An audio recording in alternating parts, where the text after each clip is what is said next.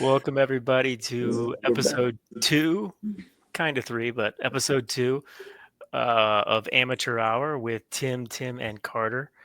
Appreciate you guys tuning in. I hope you maybe found a few seconds to listen to the first one, a little bit of it, all of it. I don't know, but regardless, this is episode 2, and welcome. Yes, Kind of a sir. lot going on lately with the stock market, with tariffs, different things.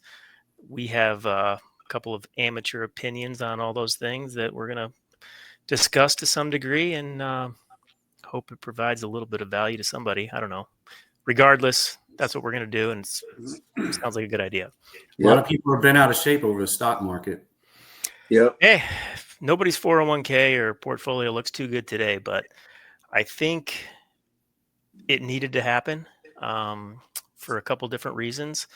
And I think long term, it is. I mean, hey, listen, we printed $1 zillion during COVID, and there's got to be a remedy for that. And I think this is the start of it. So, and for other reasons too. But yeah, I think my tag here kind of says it all. I'm just sick of the same people just that chirp.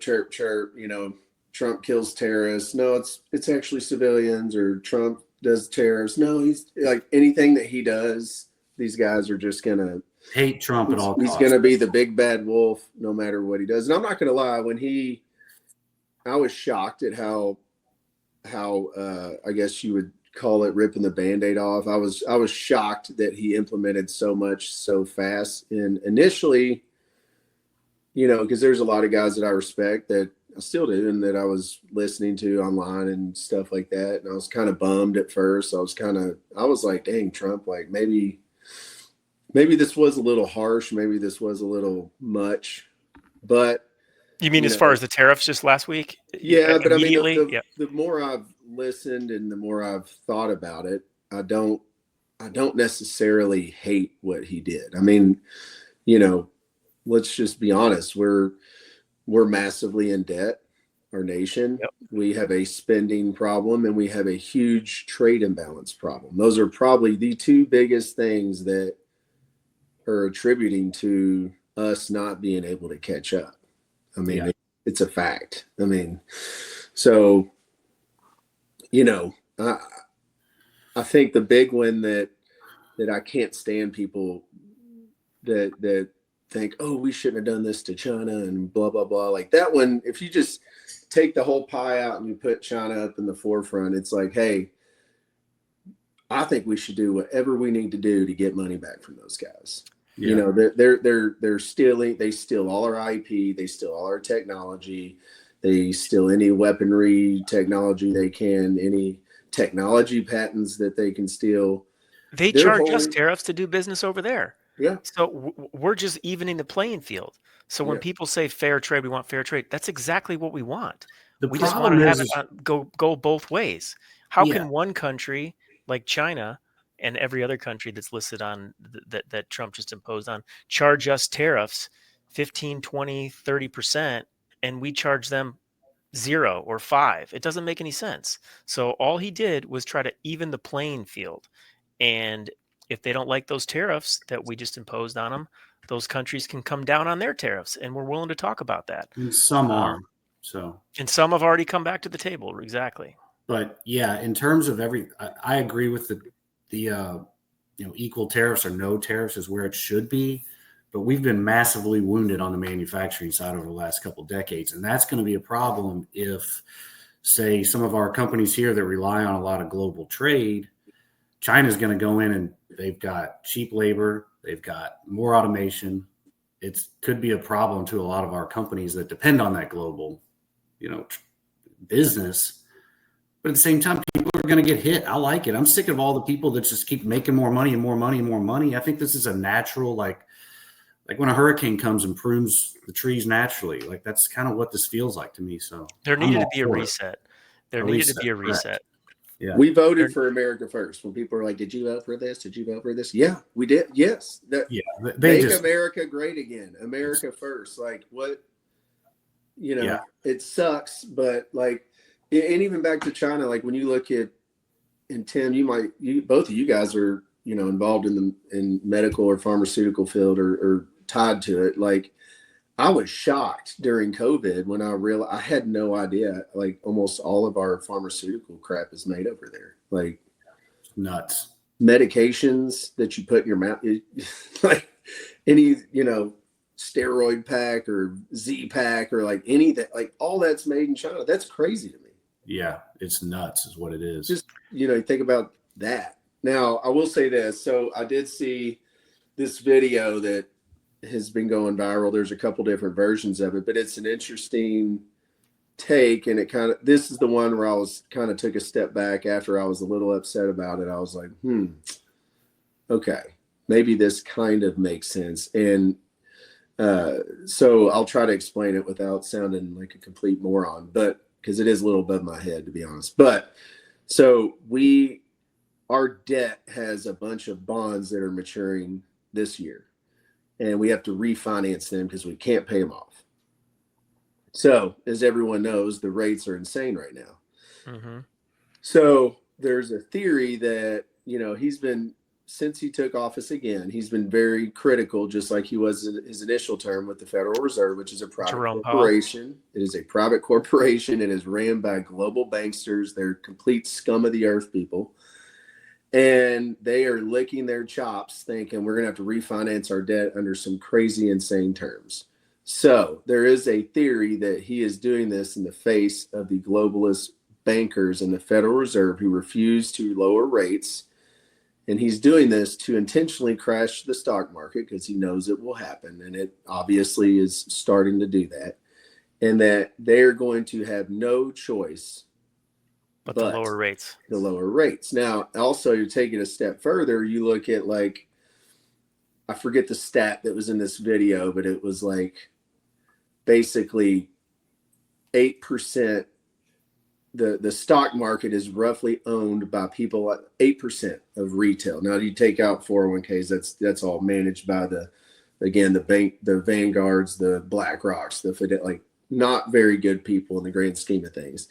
So there's also the rationale that most of the wealth that's getting drained out of this crash from the top 8% of the country. It's from the top, it's taking from the rich and eventually going to give more money to the middle class and the poor folks in the nation. So, in terms of cost of goods, correct, or in terms of the stock market meltdown, well, and they get really affecting an opportunity to buying opportunities. Same with the housing. It's true market for everybody. So, yeah, and if rates go lower, I mean, I for two reasons, they hate Trump at all costs, and these tariffs. I knew what was coming. I'm in like 90%. Not to toot my own horn, but treasuries just sitting there ready to go shop. Yep. I just saw an opportunity to buy. Might want to wait just a little bit longer. I'm waiting a little bit longer. Feels like it's going to get a little It'll worse. be interesting to see what happens next week. But you're right. The media and all these people, your name this week, Carter, vaccine experts are now tariff experts. Those same during the COVID times, all these people that are freaking out, telling you on the news that it's the Great Depression's on the horizon, were the same ones that were telling us that we need to shut down the world, we need to shut down businesses, we need to close schools, we need to do all those things. Wear a mask. We need to wear a mask. Stay home, stay safe. All that's the same people that were telling us that we needed to do that for the better part of a year, if not longer, are now the ones that, because the stock market dropped, 20% or whatever it is in the last month, that the world is ending. So it's effective too, man. I'm not even kidding. Like I've ran into people at my gym that I know, like not know, but like that I work out with a lot, and like they kind of know my stance, and they're kind of like, oh, we're gonna lose all, might lose all our money, and like not being they're actually Trump people too, but they come up and talk to me about it, and normally people aren't talking to me about anything in relation to Trump or politics or any of that, but it's in people's mind. People are like, it's like the new mind programming thing by the media, and it's just crazy how well these nothing hits home quite as hard as your bank account or your investment portfolio, right? When that thing starts to go down, and then you turn on the news and depending on what outlet you're tuning into, starts telling you that it's so and so's fault and this is why and this is what's going to happen. And I mean, you can see how it's easy, but you have to do your own homework and you have to see the bigger picture, I think, because I can see how this works out. I can see how it works out. I see how it works out, but why, Carter, do you say, and this is my own ignorance, why would Jerome Powell feel like they would have to lower rates in order to what? Prevent a large recession, or do they even care under Trump? That's a good question. I think that they know that they want to get their money. They want to get paid back for their debt. And, you've also heard Trump pepper in this. It kind of gets ignored by the media, but when he was talking about, even before he did the big tariff announcement on April 2nd, when he was leading up to that announcement, he would pepper in the fact that when we do if we do implement these tariffs and continue this path down, eventually, he says we could quit paying federal income taxes, which might be a crazy idea, might not, but that is the Federal Reserve. That's the IRS. That's their money. They're probably freaking out. So they're going to have to do something, or it doesn't really seem that crazy when you start looking at states doing it. I mean, Ramaswamy, isn't he sort of running with that in Ohio? He's running for governor there, and he's campaigning with the idea of no more state income tax in the state of Ohio, and other states have already done it. So when you think about it working on that level, why couldn't it work federally? Especially if we have tariffs coming in at the rate that they potentially could. I mean, Tim's in Florida. I'm in Tennessee. We don't have state income taxes. So there you go. So why couldn't it work? I don't know. I don't know enough to speak. It would be awesome, though. It'd be amazing. And I don't know what the specific year is, but once upon a time we didn't have a federal income tax. 1913. There you go. 1913. Oh, Mahoney, you had to do it. Now I got to talk about a conspiracy theory. I gotta tell you. Have you ever heard the true story of the Titanic? You ever heard the true story of the Titanic? I think we talked about this, but I have not. No. Okay. I won't have the names specifically because they died and were kind of erased from history. But so JP Morgan, he's a really bad dude. Also, they came out today and said we're having a recession. So they're gonna keep pushing that narrative too. But so the Titanic was financed by JP Morgan. He was a big proponent of bringing in the central banking system in 1913, which ended up happening. But he was supposed to be on the Titanic, and he canceled last minute. And there was 3 super wealthy dudes, 2 or 3, from the U.S. I'm talking like big wealth, like not Rockefeller wealth, but the tier down. But they had a lot of swing in America at the time. And they were like, hell no, we are not doing this. We've done this before. We got them out. We'll be fine. We'll figure it out. They were on the Titanic. And so there's this whole conspiracy that the whole reason that they did that and built that up was to purposely sink it to get rid of those guys because they were that powerful. I saw a little clip on, I don't know, Instagram. I think I sent it to you maybe. Yeah, it might have been you. Yeah. But anyways, I got off subject a little bit. But that is the year after that Titanic sank, guess what? We brought it back. And now here we are. We have a private corporation owned by globalist central bankers that control our currency and control our interest rates and control our world that we live in. Which also controlled the Biden administration, which was in cahoots with, Powell and them, in my theory. I mean, I think so. It's just crazy what they've done. There's a lot of moving parts, and you do have to spend some time to look at it to even understand what the hell's going on. I'm no expert, but once I started seeing the red flags, I'm like, well, that's effed up. Yeah. I started listening. I didn't pay attention till effectively when COVID was released upon us, so to speak. But it was. Yeah. I mean, once you start reading about the gain of function, I don't even think that's outlandish to think. I mean, the whole thing, it all adds up. You get arrested for that 5 years ago. Dude, they were doing. They had. Have you ever looked up the Event 201 that was funded by the Gates Foundation? They were doing whole like they had like simulation set up. You can look it up. Like it's still out there. They had literally like they had these fake news reporters out reporting that there's a global pandemic like in the middle of this city and these people are walking. What are y'all doing? Like this was before COVID even happened. I mean, they were Event 201 was a few years before the pandemic happened saying there's the risk of a coronavirus outbreak. I mean, they were saying what was going to happen before it happened. I mean, the dude that created Microsoft that got viruses and then you had to cure them with your antivirus and all that on your computer is the guy that is out here tooling around with all this gain of function stuff. I mean, he's part of it too. So yeah, nuts. The warning. My good friend Jeremy Davis, he was a big dog in the music industry, part of a big band. But so he told me before COVID happened, 2 years before, he was telling me about Event 201 and that they were going to unleash a virus. He told me everything, and I was like, no. I looked at him like he was crazy, and now I'm like, dude, like, so. It's weird, man. We live in a weird world. It's getting weird. Weirder by the minute too, isn't it? Yeah.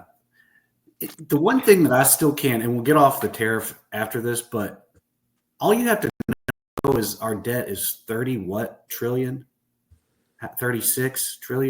What is it? And I know it's 27 trillion. And people call us the like $3 billion a day in interest. Yeah. You know that. Richest country in the world. No, we're the poorest. We have the largest debt. It's like the guy that lives in the neighborhood that has a castle, but he's got all the debt and he can't afford it. That's who America is right now. Yeah. Because we've been supplementing all these other countries. And it's like, what are we talking about?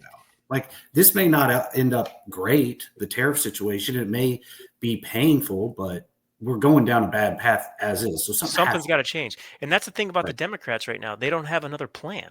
There's no other plan. Their plan was to destroy us. Oh, that's why we are where we are, worse than we were before. You know, it's nuts. And it's like, what are we talking about? It's really not that complicated when you look at that basic thing. All the other stuff that gets a little hairy. We cannot continue down the same path. Something has to change and is changing at the moment. And no one else has come out and come up with a different plan or a better plan. So we have to. It needs to happen. Yeah, action needed to be taken, whatever that is, and we'll deal with it as it comes. And I'm sure the strategy will change as results come out. But I mean, something had to change. So if we can keep the Federal Reserve on their heels and take some control away from them, I'm all for it. I don't care. I honestly don't care what happens. If we can do that, that would be great because they are not good people. Period. Yeah. I mean, I feel like I remember the first week he was in office, he said something that I thought was interesting. It was when he was signing a bunch of EOs or something, and they were bringing up the Federal Reserve, and he was like, yeah, they need to lower interest rates, and he was giving his reasons why. They, pretty articulate reasons. And they go, do you think, will they listen to you though? Because they don't have to. And he goes, I think they will. Anyway. I think they will. So we're seeing that play out. I mean, or, then you can go on the other side of the spectrum of theories, which, dude, I go down these all the time because I think it's smart. Sometimes I do think maybe he's in on it too. You got the two-winged same bird theory that, you got the Republicans, the Democrats, and they make us all fight and divide while they tax us to death. And I don't think he is, but sometimes I do. I mean, I think it's smart to not get all wrapped too much up into like, oh, Trump's the great. There are people like that kind of drive me crazy. It's like, you question some things. I don't rule anything out unless it's truly ruled out. But I'm with you. I do believe that he's trying to do the right thing for our country. But at the same time, the amount of hatred that he's fielded from both sides says something. Seems like a lot. It seems like a lot, right? I mean, when you think about every major entity on the planet, the entire media, the entire higher education system, Hollywood, Democrats, Republicans across the board, the amount of literal bullets that have been thrown at him Yeah. He's not a part of the club, man. It's got to be tough. I mean, dude, Hollywood loved him before. He would go on The View all the time. They beg him to come back. Oh, please come back. You're amazing. See those interviews with Oprah? The interviews that he did with Oprah? Him. It's like, dang. There could be two deep states. Yeah. I mean, that's what I was thinking the other day. It's like, well, I'm not going to go down that rabbit hole, but I was thinking that the other day, Carter, when you sent me that clip. Anything is possible. I think that is one thing that we all have to agree on after the last 5-10 years. I mean, if you told me 5 years ago that I'd be on a podcast and admit and say that there's no way we went to the moon, I'd say you're dumb. that's where we are. We're here. Oh my gosh. It's real. I mean, that whole moon thing, I just can't. That's another basic. You don't think we flew 255,000 miles and live streamed it to the nation and called them from a cell phone in 1969? We haven't gone a tenth of the way apparently since then. It took us a year to go 200 miles up to get the people from the space station. Yeah. A rocket to go. It took them an entire 40 hours to go 200 miles in a 17,000 mile per hour rocket. Yeah. I mean, even on Rogan, he was saying, he's like, you don't hear one word about Elon saving those astronauts on the mainstream media. It's just nothing. No. Unless he would have done it before January 20th. Yeah. Then you'd have heard about it. I sent y'all the picture that I've had that Tesla in front of me and it had the no Elon sticker, and I was just like, maybe they just don't want their car getting keyed or someone to wipe their butt crack on it, because I guess that's what they're crazy lit. Did you see that guy? He's reaching his hand and rubbed it all. I'm like, oh my God. And the one dude was doing it with his butt, and then his car went in idle and rolled away. I mean, these people are so messed up. It's hard to even believe it's real. How did they not figure out at this point? Why are people still keying it when there's cameras on the Tesla? I don't know. How is that a thing? I mean, they've had to have they're seeing other people doing it. They think it's just a random camera. Did you see that dude in his wheelchair? A one-off camera rammed into that car? Yeah, the big fat dude rammed right into it. Yeah. Gosh. Oh man. Oh, people, wake up! My gosh. Yeah, I'm definitely interested to see what happens on Monday. You think it's more tumbling with the stock market? Do you think it's going to fall further on Monday, Tuesday? I think it's going to continue. I think it's a game of chicken with at this point. That's the only plausible scenario I can think, is that it's going to be him versus the Federal Reserve versus everyone in the world to see how long they're going to hold. Do you think the Federal Reserve, the bankers, are calling out other countries, going, "Don't give in, don't give in. We'll just not do anything. We won't touch rates. Just hold." I bet they are. I have no idea, but I wouldn't be sure. I don't know. I don't think Jamie Dimon and these people. I think they know Trump well enough. Dude's not going to blink. He is not going to blink. No, Trump ain't going to blink. Not now. Not at this point. Not this early. He's not blinking. Yeah. No. I mean, Trump's going to pull the plug on Tuesday and call it. No, there's no chance. He's seeing this thing through. Yeah. I mean, at this point, they tried to kill him. He doesn't care. They've gone after him for 10 years straight, tried to ruin his life, tried to, like I said, try to murder him. They've done everything they can to ruin him. At this point, he's he ain't blinking. Right. He's seeing, and his sons are in, so his family's in on. They're ready to go. So yeah. It'll be interesting. I guess we haven't had any signal chat drama. We did have the Houthi conspiracy. That was interesting. So we kind of talked about this briefly, but Trump posted that video when they took out the Houthi terrorists, and then the Yemen army tweeted back and said this is civilians. They were worshiping Ramadan or whatever the hell it was, and then all of a sudden the liberals are believing all the terrorists now. They're like, oh, he killed civilians. He's a despicable person. Do you think you think we're that sloppy? We're like, oh yeah, let's just go kill these people in a circle. And then let's post it online. And then let me post it. Let's go kill them. No one will ever find out. Oh man. It's just so crazy. It's crazy. That's what they would have us believe. And unfortunately, there's a large population of people that will believe that. Yeah. That's what we're dealing with. Yeah, it's real, and I thought people might wake up at a certain point, but I'm starting to believe they're not going to. It's just like if you can't, they're digging in their heels. The left is digging in their heels. They're not. Yeah. They haven't learned any lessons. It's just craziness. The one thing that drives me other than their ideology, it drives me crazy that it's impressive, and it'd be nice if we could, if our side could maybe fall in line as well as they do, but like they get their marching orders and they're all in. Like they are just like oh. Well, that's the difference, though, Carter. Is like programming. Elon is terrible. Oh, we hate Elon. Like, oh fuck Elon. Like, yeah, that's crazy. That's crazy. It's nuts. It's nuts, and that's the difference, though, between us. We don't get in line as much, but it's like we're using critical thought. It's true. Like, speaking of that, what was Rand Paul's reasoning on being against the tariffs? He's specifically against Canadian tariffs, correct?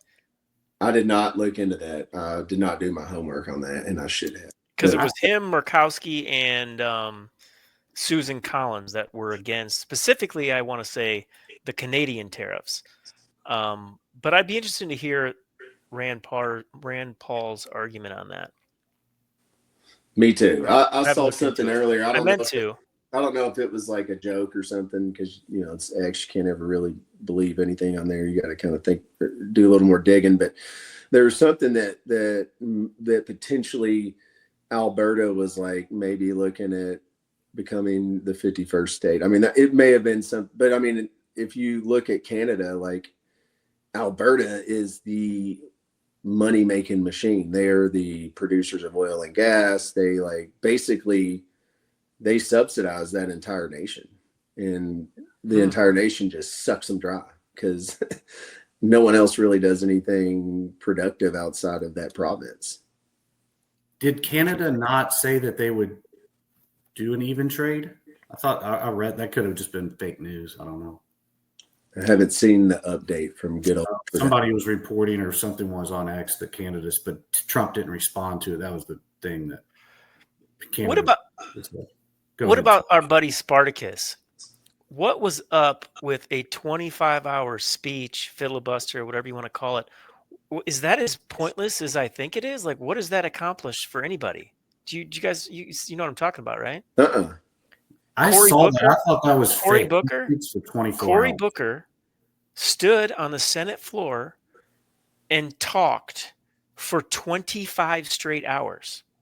And then the entire left is applauding him, how brave he is, and all this kind of thing. Cory Booker stood on the Senate floor and literally sat there and bashed Trump and talked about, all these things are terrible for 25 straight hours. And then the whole left.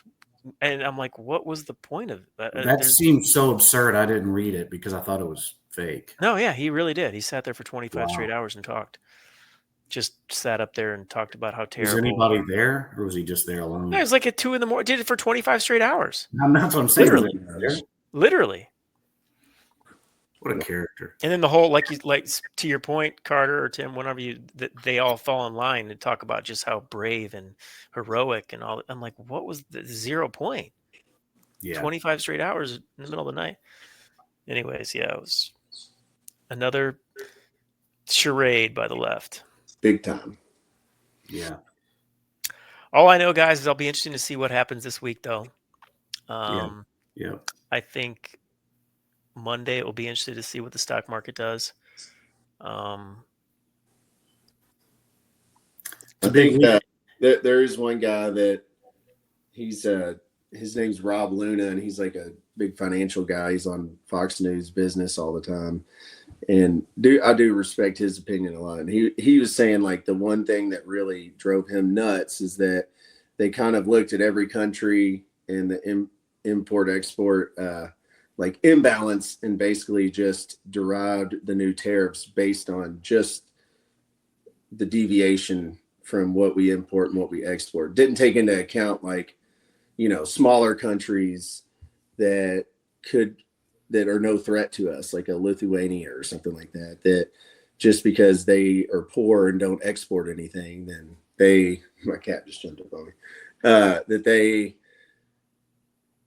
their new like tariff is so substantial that they would have no way to recover from it. And there's, so he was like, there should have been more thought, like by a country, like who we are taxing and who not. Like, China, go for it. Like they deserve everything we give them, but like we shouldn't just impoverish another impoverished nation already just because we have a big imbalance. And I think he'll make corrections there, even though Trump does what Trump says he's going to do. I do feel like he'll make some pivots in regard to some of those. Sure. And I think it's also a negotiation tactic because, whatever country, Lithuania, let's say, or whoever it is, they come back to the table and let's renegotiate there. I think it gets people to the table. Yeah. Yeah. So, because we can't prop up the world forever financially.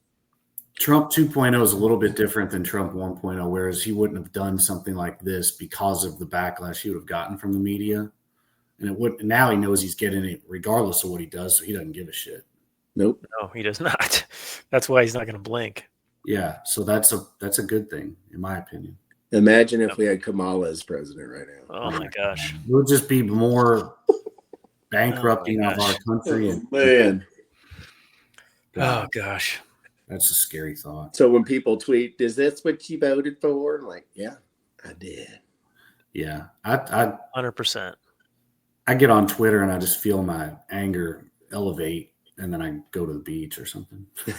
Get some vitamin D. Yeah, I'm like, I can't do this right now. Time to leave the phone for a couple hours. Yeah. Get a little color. Yeah.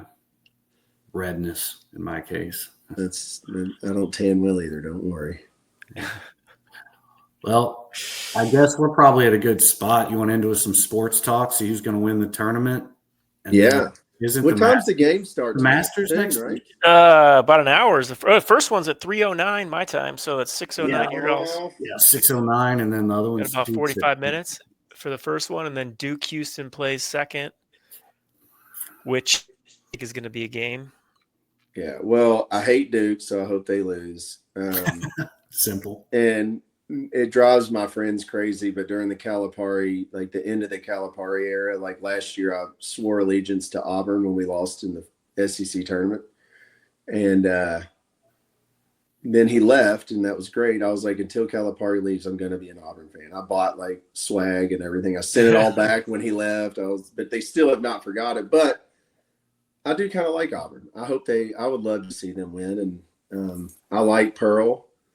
And dude, man, they got a lot of good kids on that team that talk about God all the time in their press conferences. And I love that. I love when athletes get out and talk about how thankful they are that they know Jesus. Wear their faith on the sleeve. It's amazing. Dude, they have one guy that spent like I forget which guy it was. Oh my gosh. But he spent like $15,000 of his own NIL money to go on a mission trip.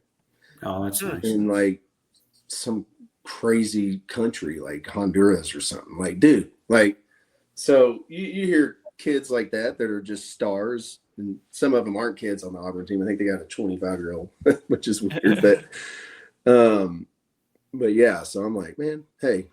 And I think I saw too that they do like a morning prayer thing with their team and like all kinds of stuff. So I'm like, cool, I'll go with them. Yeah.